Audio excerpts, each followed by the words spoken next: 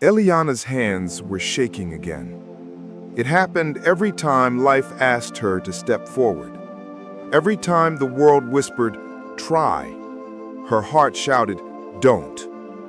And on this particular morning, her fear grew so loud it felt like an earthquake inside her chest. She sat in the school bathroom, staring at her reflection, eyes wide, breath thin, palms sweating as if she had been running for miles. But she wasn't running from danger. She was running from life. Today, the teacher had announced a new opportunity. Anyone interested in joining the science competition? Sign your name. This is Beyond Stories, where every story carries a lesson, and every lesson touches the heart. Subscribe and turn on notifications so you never miss a story that could inspire your next step. Now, let's go deeper into the story. The list was on the classroom wall. Her classmates walked up boldly, signing with confidence. She stood frozen. Her mind was a prison. Fear was the jailer. And she didn't know how to escape. People outside saw a quiet girl. Inside, she was a storm, afraid to become rain. Eleana feared everything, trying new things, talking to new people, making decisions, making mistakes, the future, even success. Her fear was like a shadow, loyal, persistent, and always a step ahead of her. Many nights, she would lie awake staring at the ceiling, feeling the weight of tomorrow pressing on her chest.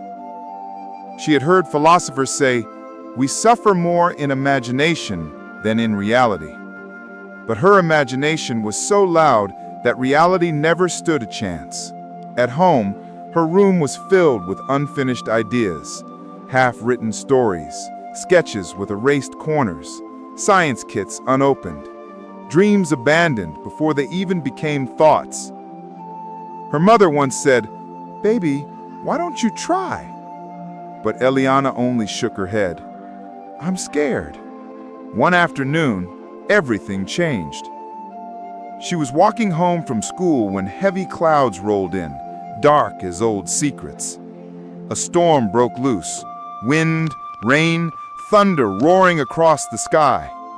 She ran, trembling, until she ducked into a small bookstore she had passed 1,000 times but never entered. The smell of old books wrapped around her like warm cloth. In the corner, an elderly man, thin, gentle, with a beard like fallen snow, looked up from his reading. "You look terrified," he said softly. She didn't deny it. "I'm scared of everything," she whispered. He closed his book slowly. "Everything?" She nodded. He stood, walked to a shelf, pulled out a thin, worn book, and handed it to her. The title read, "The Mountain That Never Moved." He said, "Read the first line." She opened it. "Fear is a story the mind tells when it forgets its own strength." Eleana felt something shift, even before she understood it. The old man smiled. "Child, I let you tell you a truth most people never learn. The things you fear are often the things waiting to grow you." She frowned. "But what if I fail?" He chuckled softly. "Child, failure is not the enemy. Paralysis is." He pointed at the window where lightning flashed.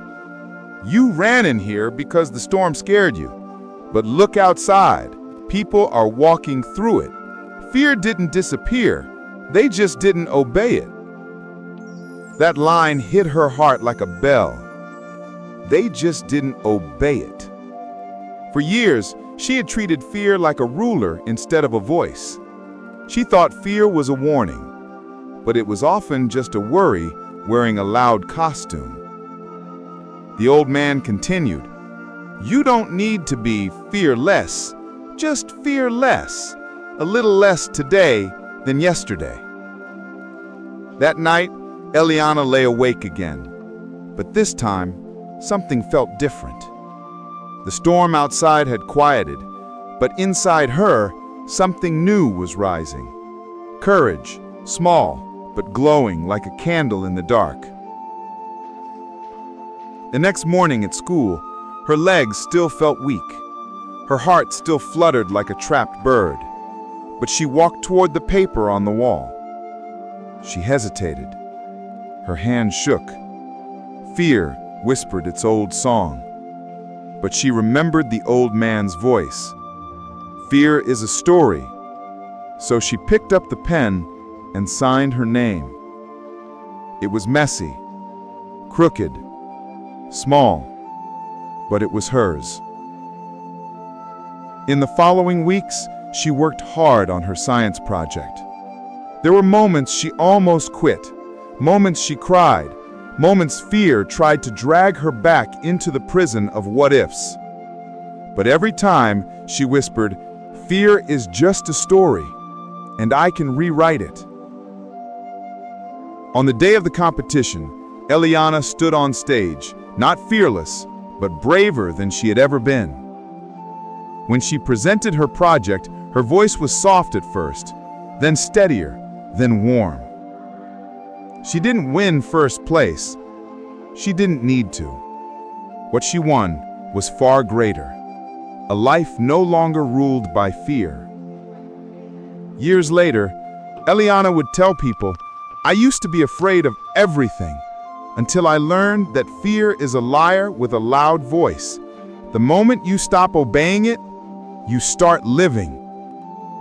And when young girls asked her how to become brave, she would smile and say, "You don't have to kill fear. Just stop letting it hold the pen that writes your story." And remember, as long as you are still breathing, your story is not over yet. This is Beyond Stories. Subscribe for more life-changing stories.